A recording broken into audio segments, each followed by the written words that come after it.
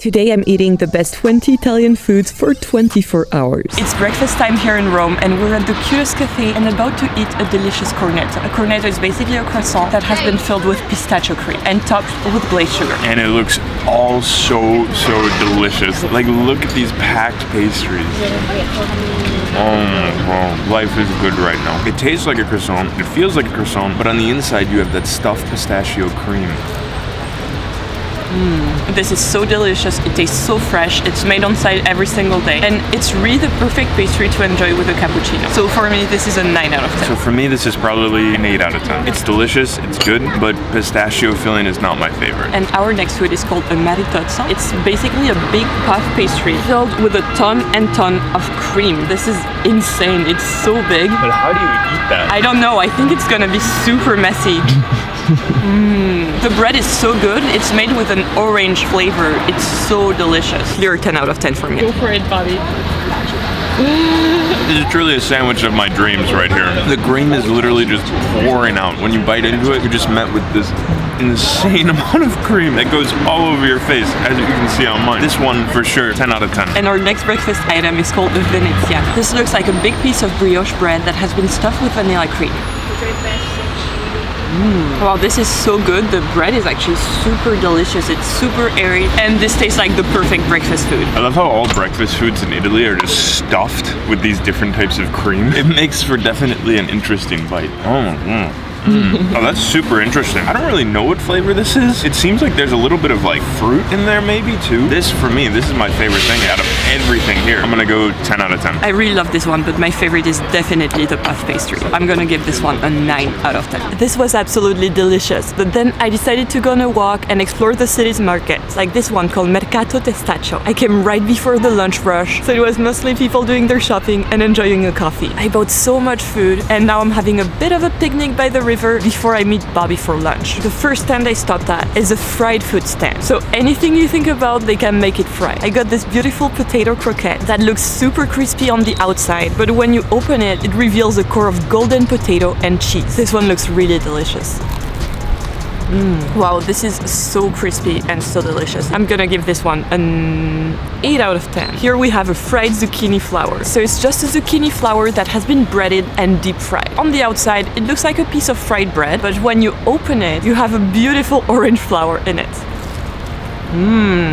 Oh, they're actually stuffed with mozzarella cheese, so this is even better than I thought. So this one for me, that's a 7 out of 10. The next food we have is a tiny dough ball called pasta cresciuta. It is a golden pasta dough ball with a bunch of herbs in it. When you open it, it has a very moist core, which is characteristic of fritters.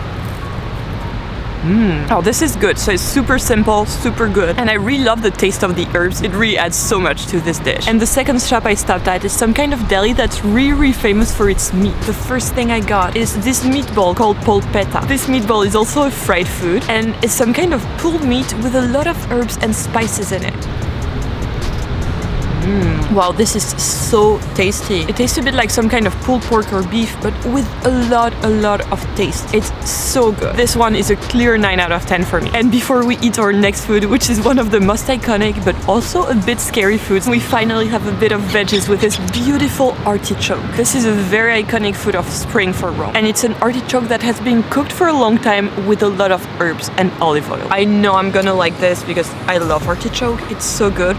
Oh wow, there's like so many herbs in it. Oh, this is so good. It tastes very creamy. Also, the core has been kind of like packed with herbs. This is a 10 out of 10 for me. Really love the simple and good products like this. It's so good. Our next food is super iconic and also a tiny bit scary because it is a tripe sandwich. By the way, the tripe is the inside of the stomach. And here it has been prepared in a stew with tomatoes, carrots, onions, white wine, then put into slices of bread and topped with pecorino cheese. So we have a really packed sandwich here. Just opening the sandwich, it doesn't look too scary. Like, it looks like normal meat. Don't think I've ever tried tripe before. I'm interested to see if it tastes different. So this is good when you don't really know what it is. It's like a bit more spongy compared to normal meat. But what's really interesting to me is the sauce. It's actually lightly spicy, so it's really super good. This sandwich for me is an 8 out of 10, mostly for the surprise element because I was not expecting that. And our next food is maybe the most iconic Roman dish. And no, I'm not talking about this beautiful bruschetta packed with bright red tomatoes. I'm obviously talking about pasta. In front of me I have pasta carbonara, which is made of egg, a type of cured pork called guanciale, pecorino cheese, and black pepper. Bobby opted for Cacio e Peppe, which is made using only cheese and pepper.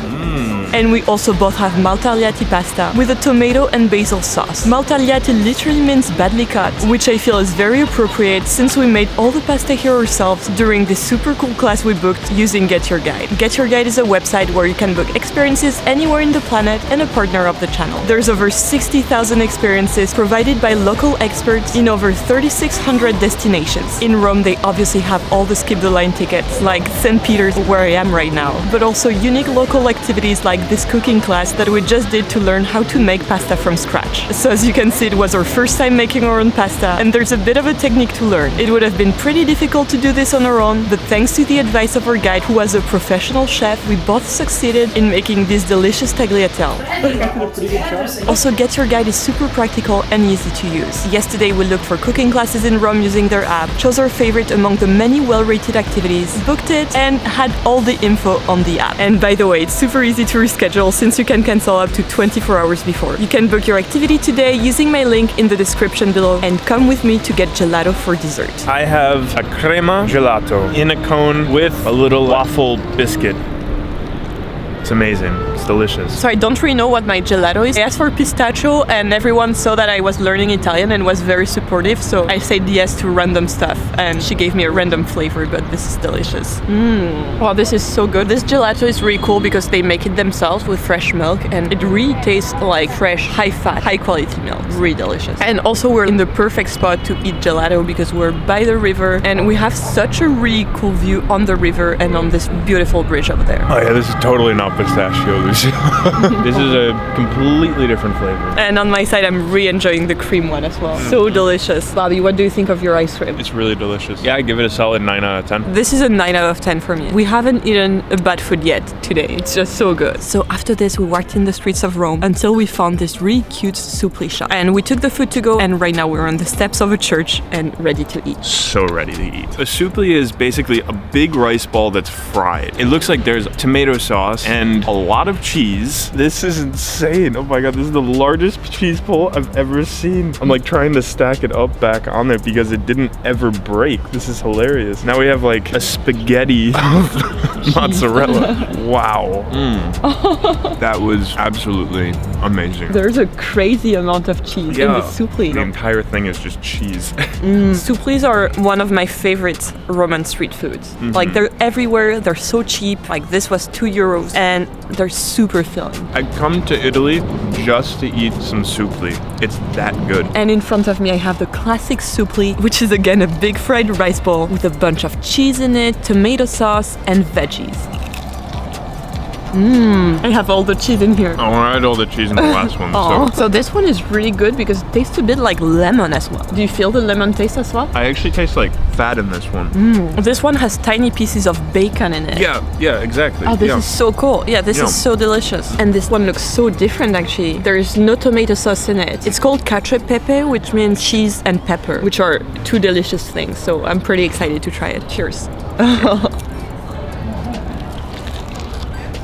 Oh my god. Wow, this one is so good. This is my favorite one. Yeah, me too. This one is so creamy. It tastes almost like a risotto bowl. You can really feel the creaminess of the cheese that binds everything together. So how would you rate this street food? Number 1, Cacio e Peppe. Number 2, the cheese pull one, because it was like incredible. Yeah, it was like such a cool cheese pull. Yeah, and number 3 definitely is not like the last place one, is the amatriciana. For me, like this one, the Cacio e Peppe is like definitely a 9 out of 10. Cheese pull one, 9 out of 10 as well. And then like the classic one, really good, but a tiny bit less good, so 8 out of 10. Oh, for me, they're both all 10 out of 10. No, seriously, like I could have had any of them and it would have made my day. There's literally no reason to not eat suppli every single day. And after this, we found this absolutely amazing sandwich shop that sells one of the most iconic sandwiches of Rome, called Porchetta. Porchetta is basically a big pork roast that has been slow cooked for 8 hours. So you have a very juicy meat and a very crunchy outside. And this sandwich shop was so cool. You know, like it's not advertised as a sandwich shop at all. It is a butcher shop, but they make sandwiches for you if you ask them. I loved seeing like the meat legs on the ceiling and all the different fresh products they had there. It was a really, really cool vibes place. In front of us, we have this very iconic sandwich, which has made from the massive pork roast I was telling you about, and then just 2 pieces of bread. And looking at it, it seems like so juicy and fatty and super fresh. It's so flavorful. There's a bunch of different spices all around, and the meat itself is so juicy, and you can tell that not only is it good quality, but it's been cooked for a long time. It's a very tender meat. Wow, this is so good. You can re-taste all the spices in this meat. It's so delicious. And it feels super homemade too. Like literally the bread and the meat was cut in front of our eyes. So that's super special. What's your rating? A 10. Yeah, for me, like just for the vibes, like having someone make a fresh sandwich just for you is so special. So yeah, for me it's like a 12 out of 10. It's like, yeah. I love that. It was amazing. It was the best experience. It was really special. Really special sandwich experience. Yeah, like this like really like made me feel good in my heart.